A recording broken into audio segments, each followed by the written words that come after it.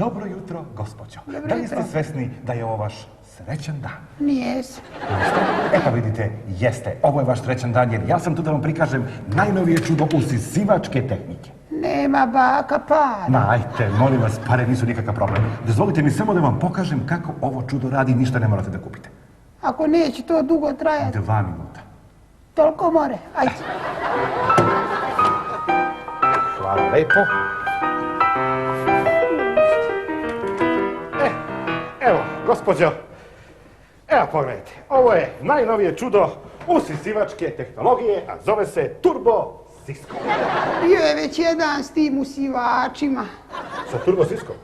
Nije taki, nego... Pa to se ne računa, gospođo, jer ovo je stvarno neverovatan uređaj. Evo pogledajte ovo, vidite.